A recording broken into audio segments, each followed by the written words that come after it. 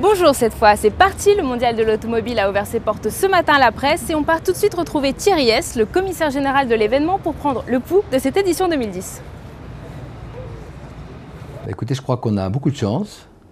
D'abord parce que les constructeurs ont choisi Paris comme salon de la relance, ce qui veut dire d'abord qu'ils sont tous là. Tous les grands constructeurs du monde se sont donné rendez-vous à Paris. Ça veut dire aussi qu'ils ont choisi Paris pour lancer leurs nouveautés. Plus d'une centaine de premières mondiales sont annoncées et des surprises de dernière minute vont être découvertes à l'ouverture, dans les grandes conférences de presse qui vont avoir lieu. Et puis, je crois que quand on voit la qualité des stands, on peut dire que les exposants ont mis les petits plats dans les grands pour faire en sorte que ce soit une fête inoubliable. L'ensemble des constructeurs ont voulu, et des exposants qui sont ici présents, ont voulu marquer le coup, ont voulu montrer que les mauvais mois étaient derrière nous. Quoi de mieux qu'un salon comme le Mondial Automobile pour afficher cette nouvelle santé.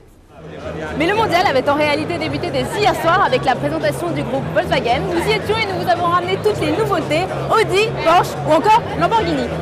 Voici le monstre de pied en cap, le concept Sesto Elemento, 6e élément en italien. Alors première innovation, son poids, 999 kg sur la balance grâce à une carrosserie en fibre de carbone inédite. D'où la seconde innovation, un ratio poids-performance d'1,75 kg par cheval et donc des performances à couper le souffle. La Sesto Elemento avale ainsi le 0 à 100 en seulement 2 secondes 5 grâce au bloc V10 5,2 litres de 570 chevaux de la Gallardo. Alors si le concept a été baptisé Sesto Elemento en référence au numéro atomique du carbone, ce patronyme révèle aussi son rôle comme laboratoire d'idées pour les futurs supercars de la marque. Autre monstre, présent hier soir, la Bugatti Veyron Supersport, la voiture la plus rapide du monde. Alors elle a battu l'été dernier en Allemagne le record du monde de vitesse à plus de 430 km/h. Alors sous le capot on retrouve un W16 de 1200 chevaux et 1500 Nm de couple. Les performances sont-elles équivalentes à celles de la Lamborghini Sesto Element avec un 0 à 100 avalé en seulement 2 secondes 5. Malheureusement profitez bien de ces images, Bugatti ne sera pas présent au mondial, vous ne pourrez donc pas découvrir la Supersport. Audi nous avait réservé une surprise hier soir avec la Quattro Concept. Créée pour les 30 ans de Quattro, elle avait déjà été aperçue dans les journaux allemands cet été, bâchée et près d'une piste de saut à ski.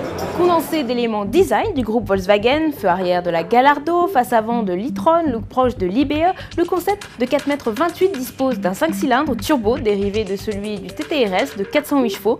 Doté de la transmission intégrale Quattro, le concept embarque également un différentiel sport pour une plus grande motricité. Porsche a décidé pour le mondial 2010 cette année de rendre hommage à la 356 Speedster, voici donc la 911 Speedster. Pas de surprise donc, mais un cabriolet au look proche de la 964 avec seulement 2 places à l'avant. Sous le capot, le Flat Six 3,8 litres offre la même puissance que la 911 GTS, soit 408 chevaux. La seconde présentation de la maison de Zuffenhausen hier soir, c'était son nouveau patron, Matthias Müller, qui remplacera dès ce week-end Michael Marth. Merci de nous avoir suivis et à demain pour un JT spécial salon avec toutes les nouveautés françaises.